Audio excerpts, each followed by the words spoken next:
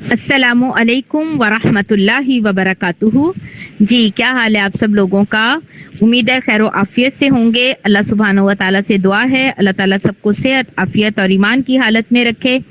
अल्लाह ताला हमसे कुरान पाक पढ़ने, सीखने, सिखाने के इन सारे सिलसिलों को कबूल करे, इनमें बरकत अता करे और हम सबको इस्तिकामत दे और एवर बेस्ट हमें इस रास्ते पर लगाने की तौफीक दे ताकि हम दुनिया में भी और आखिरत में भी सुरखरू हो सकें। इलाही आमीन सुम्मा आमीन।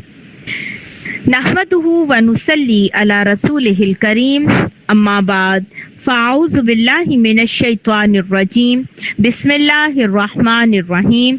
रब्बिश्रह ली सदरी व यस्सिर ली अमरी वहलुल उक़दतम मिन लिसानी यफ़क़हू क़ौली वजअल ली वज़ीरम मिन अहली रब्बि ज़िदनी इल्मा। अल्लाहुम्मा इन्नी अस्अलुका इल्मन नाफ़िआ व रिज़्क़न तय्यिबा व अमलन मुतक़ब्बला। इलाही आमीन सुम्मा आमीन। आज इंशाल्लाह हम पढ़ेंगे दूसरा पारा सूरत अल बकरा, आयत नंबर 217 और 218 की जो आयात हमने पढ़ी थी 215 और 216, उसकी तफसीर मुकम्मल नहीं हो सकी थी, मैंने सिर्फ मफहूम वाज़े कर दिया था। तो आज मैं आगे भी पढ़ाऊंगी और इंशाल्लाह हम उसको भी, पिछली भी आयात को इंशाल्लाह हम रिकैप करेंगे उसका भी, जब मैं इसके साथ तफसीर करूंगी तो इंशाल्लाह। ठीक है, तो अभी हम पहले नेक्स्ट तर्जुमा देख लेते हैं। दूसरा पारा सूरत अल बकरा, आयत नंबर 217 और 218। यसअलूनका, वो सवाल करते हैं आपसे। कल भी आयत हमने पढ़ी यसअलूनका, तो मैंने आपको बताया सीन हमजा लाम साआला यसअलू का मतलब होता है सवाल करना। ठीक है, यसअलू का मतलब क्या है? सवाल करना, और जमा का सीगा है और आखिर में काफ का मतलब है आपसे।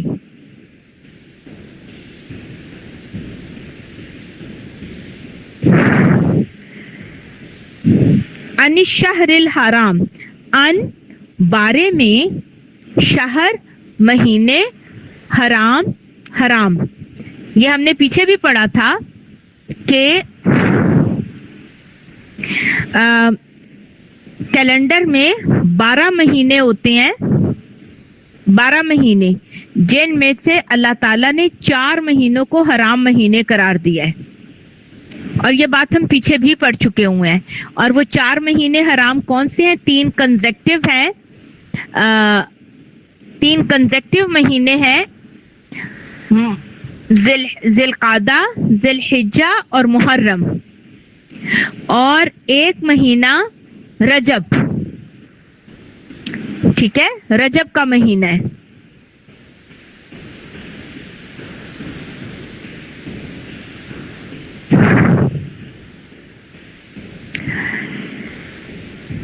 तो ये हराम महीनों में चूंकि कत्लो गारत, लूट मार, लड़ाई झगड़ा, जंग मना थी, तो पूछ रहे हैं नबी सल्लल्लाहु अलैहि वसल्लम से हराम महीने के बारे में, क़ितालिन जंग करना, फीही इसमें। अब कौफ ता लाम इकट्ठा आएगा, कतल यक्तुलून, तो वो कत्ल होगा, और अगर ता के बाद अलिफ आएगा तो इसका मतलब जंग करना होगा। ये कल भी हमने पढ़ा, कुतिबा अलैकुमुल क़ितालु, यहाँ भी आ गया किताल जंग करना, फीही इसमें। कुल कह दीजिए कितालुन जंग करना, फीही इसमें, कबीरुन बहुत बड़ा गुनाह है, व सद्दुन और रोकना, सद सद्दे राह, सद बंद बांधने को भी कहते हैं रोकना, सबीलिल्लाही अल्लाह के रास्ते से, ये कल भी हमने पढ़ा, सबील रास्ता, अल्लाह ही अल्लाह के, अन से, व कुफ्रुन और कुफर करना, बिही उसका, वल मस्जिदिल हराम और रोकना मस्जिद हराम से, व इखराजू और निकालना, अहलिही उसके रहने वालों को, उसके रहने वालों को, अहलो अयाल होता है ना, अहल रहने वाले, ही उसके, मिनहु इससे, अकबरू ज्यादा बड़ा है, इंदल्लाह अल्लाह के नजदीक, अल्लाह के यहाँ, अल्लाह के पास, इंदा पास भी और नजदीक भी। अकबर तो उर्दू में भी पढ़ते हैं, कबीर, अकबर, बड़ा।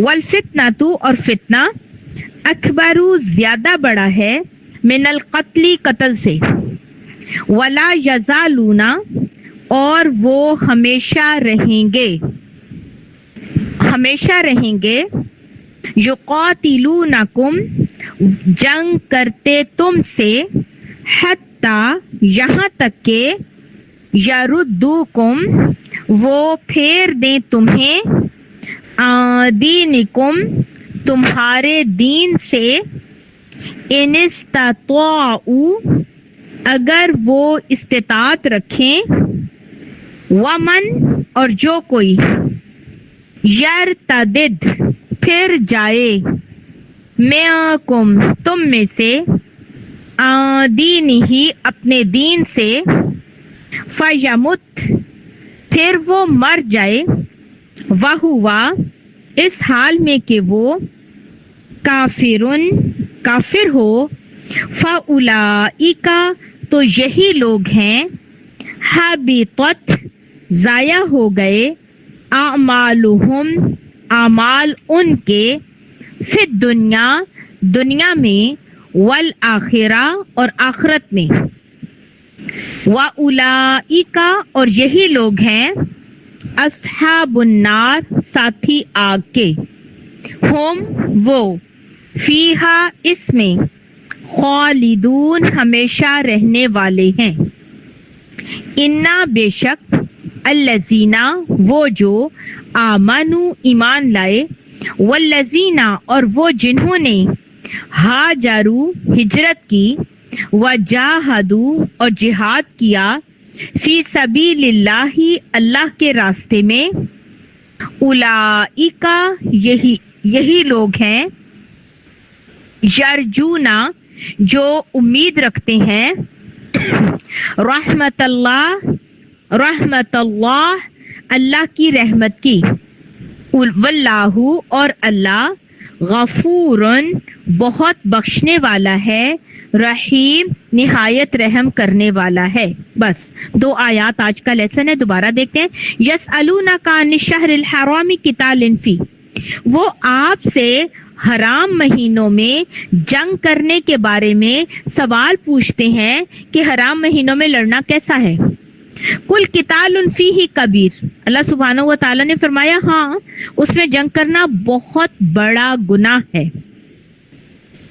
वसद्दुन अन सबीलिल्लाही, और अल्लाह के रास्ते से रोकना, और अल्लाह का कुफर करना, और मस्जिद हराम से रोकना, और मस्जिद हराम के रहने वालों को उससे निकालना अल्लाह के नजदीक इससे भी बड़ा गुनाह है।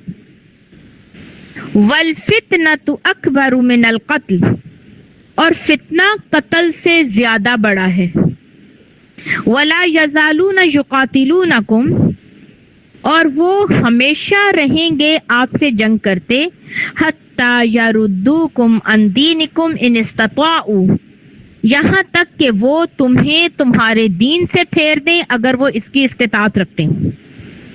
वमन यर्तदिद मिनकुम अन दीनिही फयमुत, और जो कोई तुम में से फिर जाए अपने दीन से, फिर वो मर जाए, वहुवा काफिरुन, इस हाल में कि वो काफिर हो, फउलाइका हबितत आमालुहुम फिद दुनिया वल आखिरा, तो यही लोग हैं कि उनके अमाल दुनिया और आखिरत में जाया हो गए।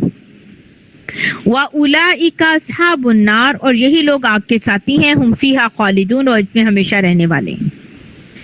इन्नल्लज़ीना आमनू वल्लज़ीना हाजरू वजाहदू फी सबीलिल्लाही, बेशक वो लोग जो ईमान लाए और जिन्होंने हिजरत की और अल्लाह के रास्ते में जिहाद किया, उलाइका यरजूना रहमतल्लाह, यही लोग हैं जो अल्लाह की रहमत की उम्मीद रखते हैं। वल्लाहु गफूरुर रहीम, अल्लाह ताला बहुत बख्शने वाला और निहायत रहम करने वाला है। کل ہم نے جو 2 آیات پڑھی تھیں اس کی تفسیر صحیح سے میں نہیں کر سکی کچھ اور ڈسکشن کی وجہ سے، تو آج میں 215 آیت سے دوبارہ ہم تھوڑی تھوڑی ڈسکشن اس کے ساتھ کریں گے، کیونکہ وہ بہت ہی پریکٹیکل آیت اور ہم سب کے بہت زیادہ عمل سے ریلیٹڈ آیات ہیں. ٹھیک ہے، آیت ہے اس وجہ سے. تو کیا تھی وہ آیت؟ یسألونک ماذا ینفقون. نبی صلی اللہ علیہ وسلم سے صحابہ کرام پوچھے تھے ہم کس پر خرچ کریں. قل ما انفقتم من خیر فللوالدین والاقربین. تو تم جو بھی مال خرچ کرو، اب کیا خرچ کریں وہ نہیں بتایا، کہاں خرچ کریں یہ بتا دیا. What you want to spend، یہ ان کسی کے لیے کوئی کمپلشن نہیں ہے کہ آپ یہ دے سکتے ہیں اور یہ نہیں دے سکتے. ایک مسکراہٹ بھی دے سکتے ہیں، اچھا مشورہ بھی دے سکتے ہیں، دعا بھی دے سکتے ہیں، راستہ بھی دکھا سکتے ہیں.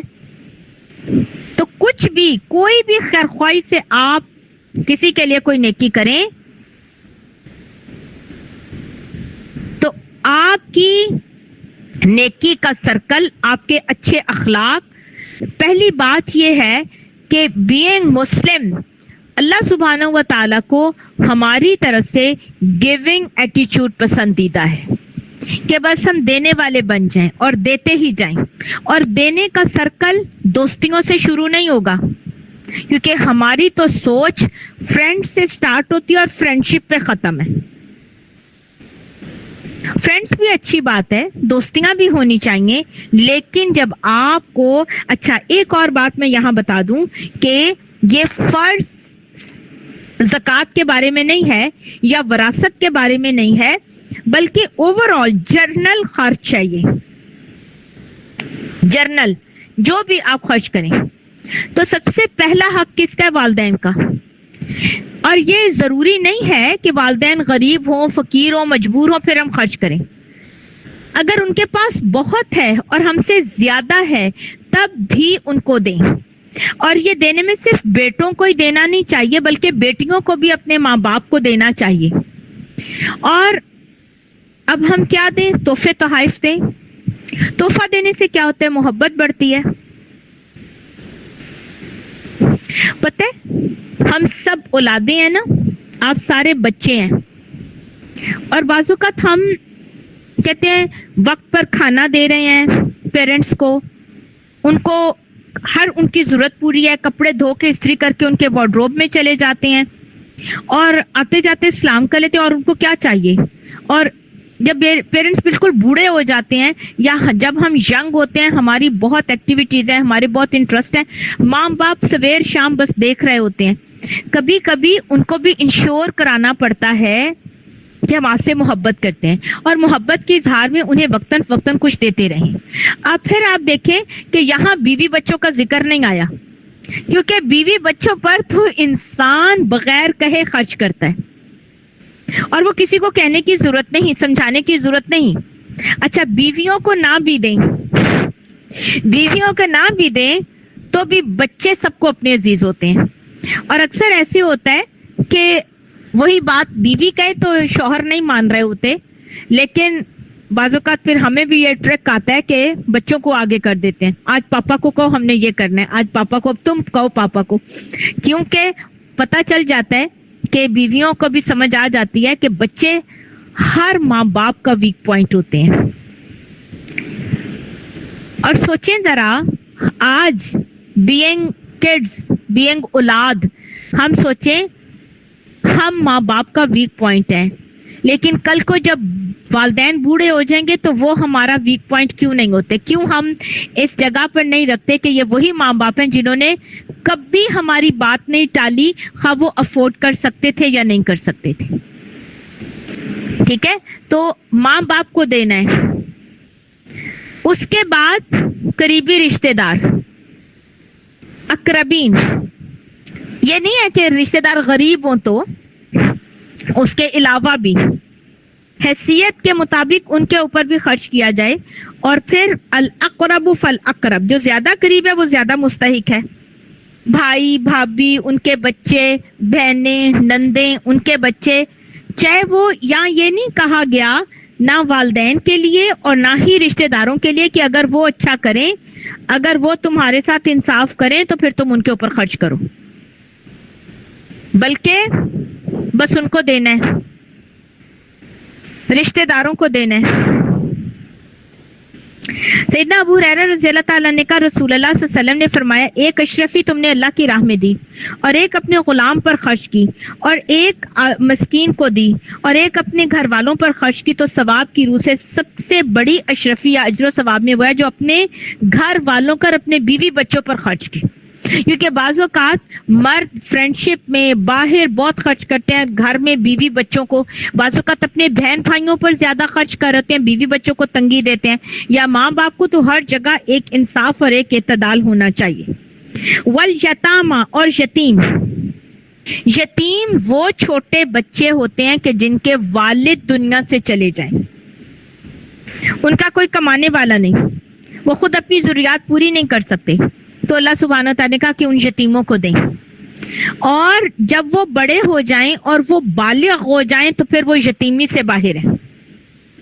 ٹھیک ہے, یتیم وہ orphan, وہ چھوٹے بچے کہ جن کے باپ, جن کے محبت کرنے والا, جن کے لاڈ اٹھانے والا, جن کی کسی فرمائش کو نہ ٹالنے والی ہستی دنیا سے چلی گئی, تو معاشرے کے ہر فرد کی ذمہ داری ہے کہ ان یتیموں کے ساتھ محبت, پیار, ان کے جذبات, ان کی ضروریات کا خیال رکھیں. وہ صرف ننیال کی ذمہ داری نہیں ہے یا دادا کی تایا کی ذمہ داری نہیں ہے, معاشرے کے ہر فرد کی ذمہ داری ہے. حضرت سہل بن سعد رضی اللہ تعالیٰ عنہ سے روایت ہے, نبی صلی اللہ علیہ وسلم نے فرمایا, میں اور یتیم کی پرورش کرنے والا جنت میں اس طرح ہوں گے. اور آپ صلی اللہ علیہ وسلم نے شہادت اور درمیانی انگلی کو دونوں برابر کھڑی کر کے تھوڑے سے فاصلے اور قربت کے ساتھ, یعنی بہت فاصلہ نہیں, تھوڑے قریب کر کے کھڑے کر کے فرمایا کہ قیامت کے دن تو جن کو نبی صلی اللہ علیہ وسلم سے محبت ہے اور جنت میں ان کا ساتھ چاہیے ہے, تو وہ یتیم کے ساتھ اچھے سلوک کریں. اور مساکین وہ ضرورت مند لوگ جو کمائیں لیکن ان کی ضروریات پوری نہ پڑیں, خرچ زیادہ ہو, کمائی کم ہو, ایک وقت کا ہے اور دوسرے وقت کا نہیں ہے. اب یہ نہیں کہ مسکین کہ جس کا پکا گھر ہے, جس کے گھر میں فریج ہے, روم کولر ہے, واشنگ مشین ہے, اور پھر اس کے بعد بھی وہ مانگ رہے ہو, تو ٹھیک ہے, ان کی رننگ ایکسپینسز کے لیے دے دیں. اچھا, یہاں پر نا ایک اور بہت بات ہوتا ہے کہ کوئی وہ جی افورڈ کر سکتے ہیں اور وہ نہیں افورڈ کر سکتے, تو ہمیں کیسے دیں, تو چھوڑ دیں اس کو, وہ اگر افورڈنگ ہے نہیں ہے یہ ان کا اور اللہ کا معاملہ, بس ہمیں تو اپنے طور پر دے دینا ہے. اچھا جی, وابن السبیل, اور مسافر, سفر خرچ ختم ہو جانے کے بعد اگر وہ مشکلات میں گر گیا تو اس کو پر بھی دیں, تو وہ آپ کو صدقے کا ثواب ہے. اب آپ یہاں پر دیکھیں کہ اللہ سبحانہ و تعالی نے صدقے کا آغاز خرچ کرنے کے لیے گھر والوں سے, اجنبیوں سے نہیں, گھر والوں سے, رشتہ دار, پھر یتیم, پھر ضرورت, یعنی جو جتنا ڈیزرونگ ہے یا نیڈی ہے اس سے. اب یہاں پر کسی بڑے بڑے کاموں کا نام نہیں لیا. آپ چھوٹا کام کریں, اچھی نیت اخلاص کے ساتھ کریں, ضرورت مند رشتہ داروں کی مالی مدد کریں, یہ اللہ کے یہاں بہت قیمتی ہے. سب سے پہلے آپ کے اوپر ذمہ داری ان کا حق ہے جن کی آپ کے اوپر اللہ نے ذمہ داری ڈالی ہے. اور پھر آپ دیکھیں کہ مومن کو یہ بھی دیکھنا چاہیے کہ اس کا مال کن کاموں پر خرچ ہو رہا ہے, ہم اپنے مال سے کیا خرید رہے ہیں, اور پھر اپنی نیتوں کی بھی تجدید کرتے رہیں اور طریقہ کار کو بھی دیکھتے رہیں. میمون بن مہران اس آیت کو پڑھ کر کہنے لگے, یہ ہے مسلمانوں کے خرچ کرنے کی جگہ جو اللہ نے بتا دی. اس میں نہ طبلہ ہے, نہ سارنگی, نہ لکڑی کی تصویریں اور نہ گھر کی آرائش کا ذکر ہے, بلکہ اللہ نے انسانوں کا ذکر کیا ہے. افسوس کی بات یہ ہے کہ آج ہم 60-70 ہزار کا ایک ڈیکوریشن پیس خرید لیتے ہیں, لیکن اگر اتنا پیسہ اللہ کے راستے میں, دین کے راستے میں, غریب ضرورت مند رشتہ داروں کے لیے, تم کہتے ہیں بس ان کی تو عادت ہے, یہ تو مانگتے ہی رہتے ہیں. اللہ تعالیٰ نے پتھر اور مٹی پر خرچ کرنے کو نہیں کہا, بلکہ انسانوں پر خرچ کریں, لیکن افسوس کہ ہم انسانوں کو بھول گئے. اب سوال یہ پیدا ہوتا ہے کہ کیا ہم ڈیکوریشن رکھ ہی نہیں سکتے؟ نہیں رکھ سکتے ہیں، لیکن پہلی پرائیورٹی یہ دیکھنی ہوگی کہ اگر والدین ترس رہے ہیں اور اللہ نے آپ کو بہت دیا تو ماں باپ کو دیں، اور پھر اسی طرح سے ضرورت مند رشتہ دار ہیں، کوئی اچھی ڈگری کرنا چاہتا ہے، ان کے بچوں کی تعلیم کا خرچ، کسی کی کنوینس کا، کوئی اللہ کے دین کے راستے میں یہاں خرچ کریں، یتیم بچوں پر خرچ کریں۔ اللہ سبحانہ و تعالی نے دینے کا حکم دیا، اور پھر والدین نے جتنی تکلیفیں اٹھائی ہیں ان کا کچھ حق ادا ہو اللہ نے اوپن رکھ دیا ہے۔ پھر خیر کے کسی بھی کام میں حصہ لوگے، کہیں بھی خرچ کرو گے تو انسان کو ہر دم یہ دیکھتے رہنا چاہیے کہ نیکی کے کون کون سے کام ہیں جہاں میں خرچ کر سکتا ہوں۔ کل بھی کچھ بتائے تھے میں نے۔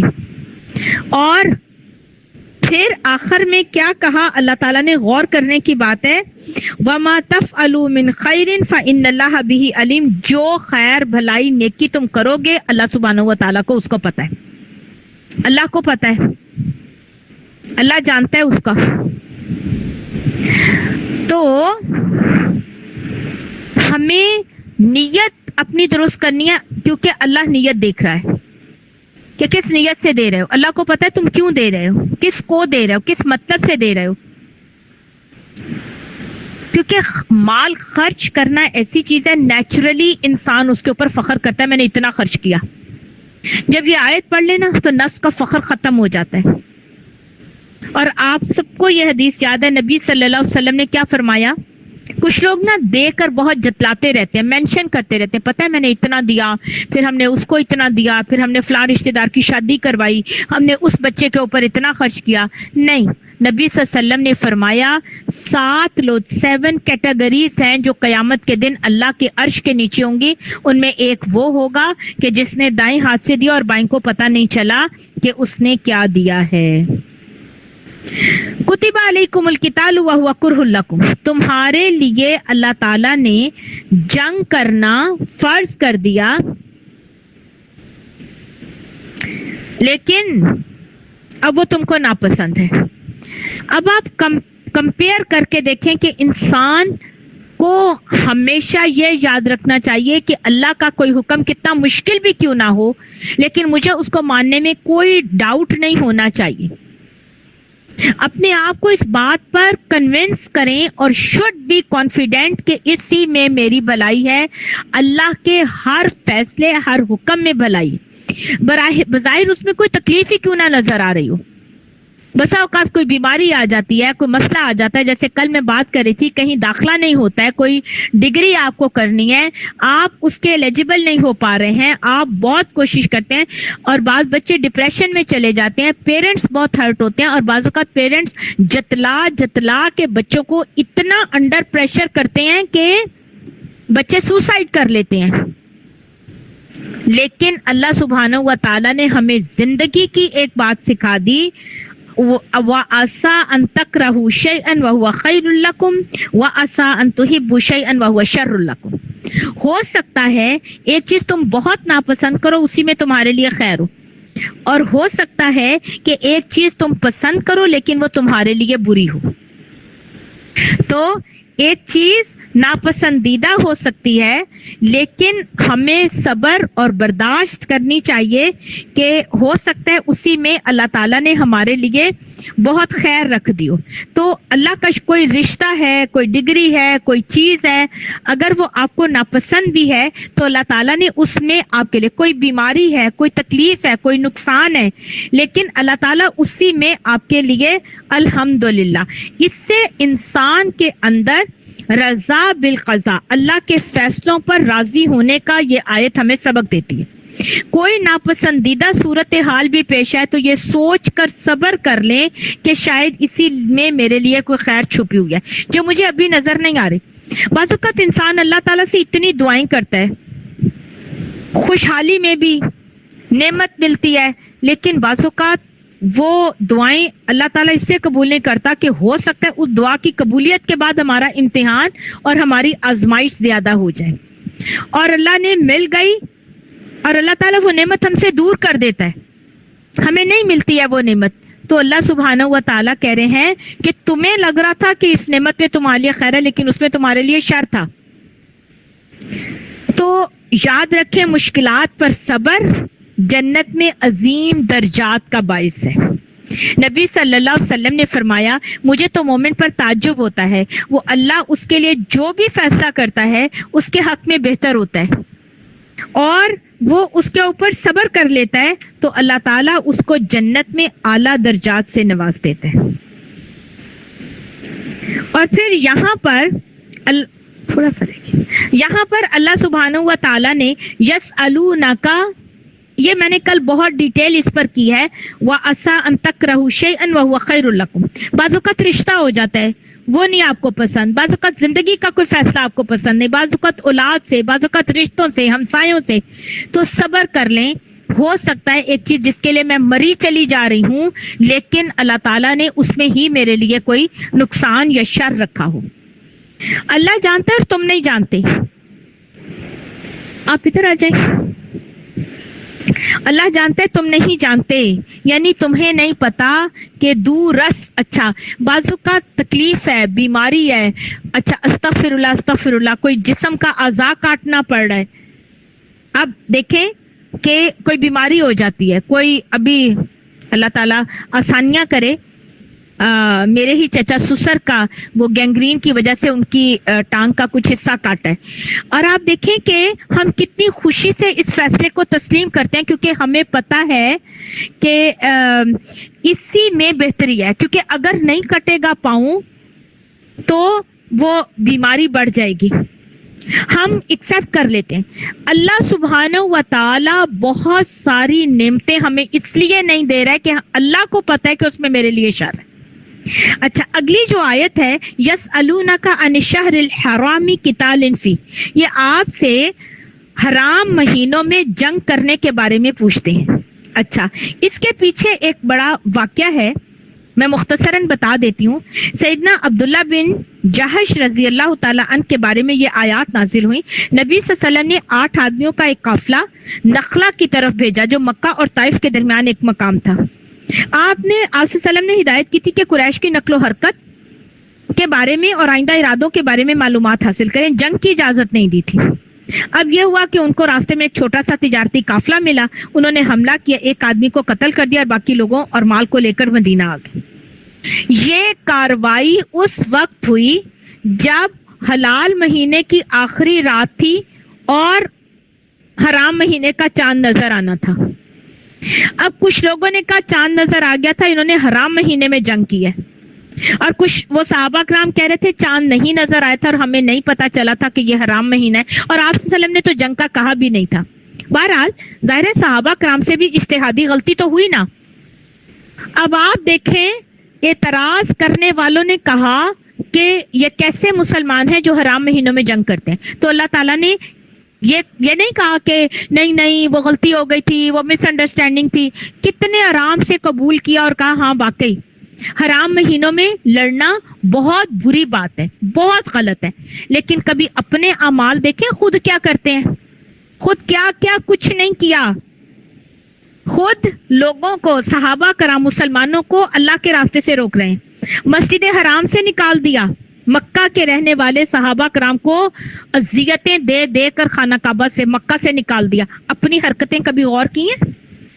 اور ہر وقت فتنہ پھیلا رہے ہیں، تو فتنہ اس سے بھی بڑا ہے.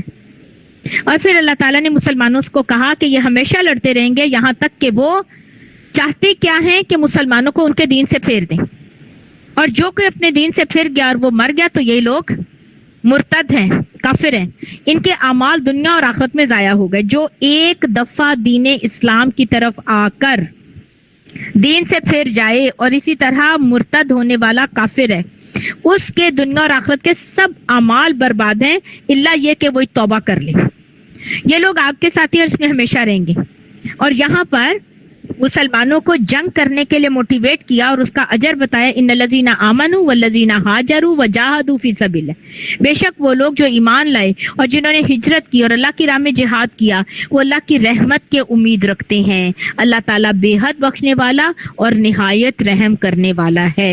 وآخر دعوانا ان الحمد للہ رب العالمین۔ سبحانک اللہم وبحمدک اشہد ان لا الہ الا انت استغفرک واتوب الیک۔ السلام علیکم ورحمۃ اللہ وبرکاتہ۔